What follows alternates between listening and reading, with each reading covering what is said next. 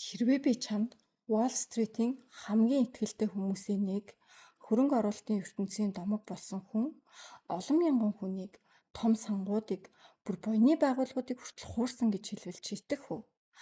Гэхдээ хамгийн аимшигтай нь тэр зүгээр нэг жижиг лувир хийгээгүй. Түүний байгуулсан схемийн хэмжээг прокурорууд бараг 65 тэрбум доллар гэж үнэлсэн байдаг. Энэ бол түүхэнд хамгийн том Понзи схемүүдийн нэг байсан. Өнөөдрийн видеон дээр бид Берни Мадофф гэж хэн байсан? Яагаад маш олон ухаантай, баян, туршлагатай хүмүүс хүртэл түүнд итгэсэн? Мөн ийм төрлийн лувир өнөөдөр ч яагаад дахин ажилласаар, дахин давтагдсаар байгааг ярья. Энэ бол зүгээр нэг хуучин түүх биш ээ. Энэ бол итгэл, шунал, нэр хүнд, айдас, мөн хүний сэтгэл зүйн хамгийн эмзэг цэгүүдийн тухай түүх юм. Нэгдүгээр хэсэг. Берни Мадофф гэж хэн байсан бэ? Берни Мадофф гэдэг хүн жирийн нэг лувирчин байгаагүй. Тэр Wall Street дээр олон 10 жил ажилласан. Өөрийн гэсэн фирмтэй, санхүүгийн ертөнцид нэр хүндтэй, зарим үед бүр Nasdaq-тай холбоотой өндөр түвшний хүн гэж харагддаг байсан. Тэр 1960 онд өөрийн компанийг байгуулж олон жилийн турш хүндтэй, итгэлтэй, дээд түвшний санхүүч гэсэн имиж бүтээсэн. Энэ нь түүнийг хожим хүмүүсийн дунд улам хүчтэй болгосон юм аа. Өөрөөр хэлбэл хүмүүс Берни Мадоффт мөнгө өгч байсан шалтгаан нь зөвхөн өндөр ашигтай биш. Тэд түүнийг энэ хүн бол системийн хүн, энэ хүн бол мэрэгжлийн хүн, энэ хүн бол худлаа ярих хэмжээний хүн биш гэж хардаг байсан. Лувир амжилттай болохын тулд заавал бүдүүлэг байх албагүй. Заримдаа хамгийн аюултай лувир хамгийн цэвэрхэн костюмтай, хамгийн намуухан хоолойтой, хамгийн их ихтгэл төрүүлдэг хүний гараас гардаг. Хоёрдугаар хэсэг. Понзи схем гэж яг юу вэ? Одоо маш энгийнээр тайлбарлая. Понзи схем гэдэг нь жинхэнэ ашиг олж өгж байгаа юм шиг харагдуулдаг ч үнэн дээр шинэ хөрөнгө оруулагчдын мөнгөөр хуучин хөрөнгө оруулагчдад ашиг төлдөг систем юм. Өөрөөр хэлэх юм бол бизнес нь бодит ашиг дээр тогтдоггүй. Тэд зөвхөн шинэ мөнгө тасралтгүй орж ирэх дээр тогтдог. Жишээ нь 10 хүнээс мөнгө авна. Тэдэнд танай хөрөнгө өсөд байна гэж хуурамч тайлан үзүүлдэг. Зарим хүнд нь бага хэмжээний мөнгө буцааж өгөөд хардаа би ашиг өгч байна гэж итгүүлнэ. Тэгээд тэр хүмүүс найз нөхөддөө хэлнэ. Шинэ хүмүүс орж ирнэ. Шинэ мөнгөөр хуучны хүмүүсийг тайвшруулна. Гэхдээ энэ тоглоом нэг л өдөр нуурна. Яагаад гэвэл бодит ашиг байхгүй. Бага зүйл нь зөвхөн итгэл. Мадоффийн фирмийн дансууд дээр 2008 оны 11-р сарын тайлангаар харилцагчдын үлдэгдэл ойролцоогоор 65 тэрбум доллар гэж харагдчихсан. Бодит байдал дээр ийм хөрөнгө байгаагүй гэж холбооны баримтад дурдсан байдаг. Тэгэхээр хүмүүс мөнгө алдсан шалтгаан нь зөвхөн буруу хөрөнгө оруулалт биш. Тэд байхгүй мөнгөд итгэжсэн гэсэн үг. 3-р хэсэг. Яагаад хүмүүс түүнд итгэсэн бэ? Энэ асуулт хамгийн чухал. Учир нь бид ихэвчлэн ийм юмд зөвхөн тэнэг хүмүүс л хуурддаг гэж боддог. Гэхдээ үнэн дээр Мадофф туурсан хүмүүсийн дунд хувийн хөрөнгө оруулагчид, буйны байгууллагад, трастууд, тэтгэврийн сангууд, хээж сангууд хүртэл байсан.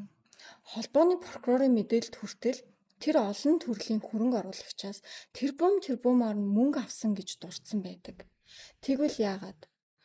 Нэгдүгээрт нэр хүнд. Хүмүүс ихэнхдээ тоон дээр биш нэр хүнд дээр шийдвэр гаргадаг. Тэр ийм том хүн байж худлаа хэлэхгүй гэж боддог. Хоёрдугаарт доктортой ашиг. Хит савлгаатай биш, хитрхи гайхамшигтай ч биш. Гэхдээ сайн үзүүлэлттэй тайлан. Энэ нь эрсдлээс айдаг, гэхдээ ашиг хүсдэг хүмүүст яг таардаг. Гуравдугаарт хаалттай хүрээлэл. Мадофф бол хүн бүр ороод байдаг тэр газар биш, сэтгэгдэл төрүүлдэг байсан. Өөрөөр хэлбэл чи сонгогдсон хүн байж л энд мөнгө өгнө гэсэн мэдрэмж. Хүн өөрийг нь тусгай гэж мэдрүүлэх зүйлд илүү амархан итгэдэг. Дөрөвдүгээрт хүмүүс шалгахаа болдог. Нэг хүн итгэнэ, хоёр дахь хүн итгэнэ. Тэр итгэж байгаа юм чинь би ч бас гин. Гурав дахь хүн ийм олон хүн мөнгө өгсөн юм чинь найдвартай байх гин. Ингээд логик аажмаар алга болж олонний итгэл өөрөө баталгаа мэт ажиллаж эхэлдэг. Дөрөвдүгээр хэсэг. Энэ лувир яаж ил болсон бэ? Ийм том лувир яаж нурсан бэ? Хариулт нь 2008 оны санхүүгийн хямрал. Эдийн засаг хүндэрч хүмүүс хөрөнгөө буцааж татаж эхлэхэд Понси схемийн хамгийн эмзэг цэгийг гарсан. Яагаад гэвэл хүмүүс их хэмжээгээр мөнгөө буцааж нэхэх үед жинхэнэ мөнгө байхгүй бол систем шууд нурна. 2008 оны 12 дугаар сард Madoff гэртээ ирээд эхнэр болон хоёр хүүдээ бизнес нь үнэндээ Понси схем байсан. Мөнгө дууссан гэж хэлсэн талаар FBI-ийн түүхэн хэрэг дээр тэмдэглэсэн байдаг. Түүний хүүгүүд өмгөөлөгчтэй холбогдож улмаар SEC болон FBI мэдээлэл авч Madoff 2008 оны 12 дугаар сарын 11-нд баривчлагдсан. Энэ хэсэг маш хүчтэй. Төсөөлөд үзтээ. Олон 10 жил бүтээсэн нэр хүнд, итгэл, бизнесийн дүр төрх бүх зүйл нь нэг шөнийн дотор худлаа байсан нь ил гарч байгаа юм аа. Зарим хүмүүсийн амьдралын хуримтлал, зарим байгууллагын санхүүгийн амь тариа, зарим гэр бүлийн олон жилийн итгэл нэг доор нурсан. 5 дугаар хэсэг. Тэр ямар ял авсан бэ? 2009 оны 3 дугаар сард Берни Madoff 11 холбооны хэрэгт бурууга хүлээсэн. Дараа нь 2009 оны 3 дугаар сарын 29-нд түүнд 150 жилийн хорих ял оноосон. Энэ нь хамгийн дээд хэмжээний ял байсан юм. 150 жил. Энэ та өөрөө бэлэгдэлтэй. Шүүх зөвхөн нэг хүнийг шийтгэегүй. Тэд системд нэг мессеж өгсөн. Нэр хүндтэй харагддаг байна гэдэг хуулиас дээгүр гэсэн үг биш ээ. Гэхдээ энд нэг гунигтай үнэн бий. Ийм төрлийн лувир дээр шорон бол түүхийн төгсгөл биш. Хохирогчдын хувьд хамгийн том асуудал нь миний алдсан амьдрал хинээр нөхөгдөх вэ? 6 дугаар хэсэг. Хохирогчд үнэхээр юу алдсан бэ? Ихэнх хүмүүс ийм кейсийг сонсоод тэгээд мөнгөө алдсан л биз гэж боддог. Гэхдээ үнэн дээр хүмүүс зөвхөн мөнгө алдаагүй. Тэд ирээдүйнхээ төлөвлөгөөг алддаг. Тэтгэврт гарах боломжоо алддаг. Гэр бүлийнхээ аюулгүй байдлыг алддаг. Өөртөө итгэх итгэлээ алддаг. Би яаж ийм юмд хууртваа гэдэг асуулт зарим хүнд мөнгө алдахаас ч илүү өвддөг. Гэхдээ сонирхолтой нь хохирогчдын нөхөн төлбөрийн ажил олон жил үргэлжилж 2024 оны төгсгөл гэхэд Америкийн нэгдсэн улсын хууль зүйн яамны мэдээллээр 40,000 гаруй хохирогч нийт алдагдлынхаа 9371%-ийг сэргээсэн гэж мэдээлсэн. Энэ нь лувирын шарх идэгдэггүйч санхүүгийн нөхөн олгор тодорхой хэмжээнд эргэн очсон гэсэн үг. Гэхдээ анхаараарай. Мөнгөний тодорхой хэсэг эргэн олдлоо гэд алдагдсан он жилүүд, унтарсан итгэл, эвдэрсэн амьдрал шууд хэвэндээ орчихдоггүй. 7 дугаар хэсэг. Энэ түүхээс бид юу сурах вэ? Одоо хамгийн чухал хэсэг. Берни Madoff-ийн түүх бол зүгээр нэг 2008 оны санхүүгийн скандал биш. Энэ бол өнөөдөр ч хүчинтэй анхааруулга. Эхний сургамж бол нэр хүнд бол баталгаа биш. Хүн том офистай, цэвэрхэн имижтэй, олон танилтай, системийн хүн шиг харагдаж болно. Гэхдээ тэр нь үнэн гэсэн үг биш ээ. 2 дугаар сургамж. Хэд тогтвортой өндөр ашиг с ิจ гтэй. Хөрөнгө оруулалт гэдэг угаасаа эрсдэлтэй. Зах зээл өснө, буурна. Хэрвээ хэн нэгэн би баг үргэлж тогтвортой ашиг өгдөг гэж байвал асуулт асуух хэрэгтэй. Сургамж 3. Хаалттай тусгай мэд саналд болгоомжтой ханд. Зөвхөн танд цөөн хүнд дотны хүрээнд одоо л боломж байна гэсэн мессеж бол сэтгэл зүйн дарамт. Сургамж 4. Ойлгохгүй зүйлдээ мөнгөө бүүхий. Энэ хамгийн энгийн дүрм. Хэрвээ чи яг яаж ашиг гарч байгааг тайлбарлаж чадахгүй бол чи хөрөнгө оруулалт хийж байгаа биш. Чи зөвхөн итгэл тавьж байна. Сургамж 5. Шунал ба айдас хоёрыг хослуулсан үед хүн хамгийн сул байдаг.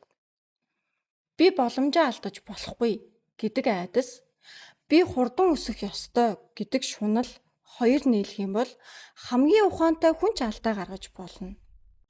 8 дугаар хэсэг. Өнөөдөр иймэрхүү скам байсаар байна уу? Тийм. Хэлбэр нь өөр болсон болохоос зарчим нь хэвээрээ. Өнөөдөр хүмүүсийг крипто нэрээр, AI нэрээр, хувийн сан нэрээр, инсайдер мэдээлэл нэрээр, өндөр өгөөжтэй автоматжуулалт нэрээр ашиглаж хуурч байна.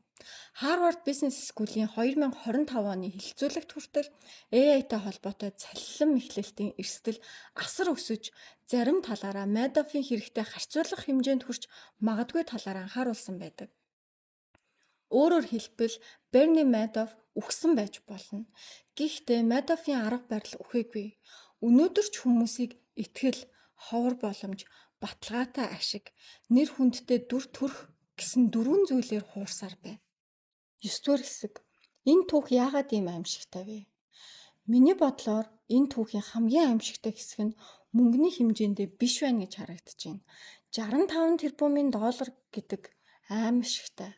Гэхдээ үүнээс ч аимшигтай нь хүний итгэл ийм үнэтэй байдаг. Хүмүүс дандаа баримтаар амьдрдаггүй. Тэд итгэлээр амьдрдаг.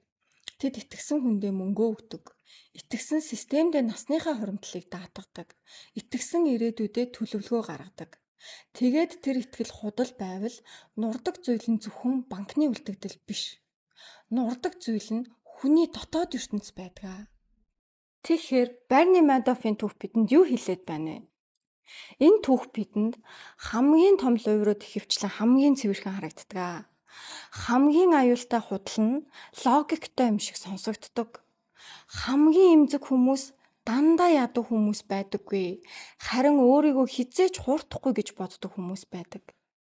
Хэрвээ танд энэ видео таалагдсан бол манайхан комент дээр дараагийн санхүүгийн дуулааныг задлуулж үзмээр байна гэд бичээрэй.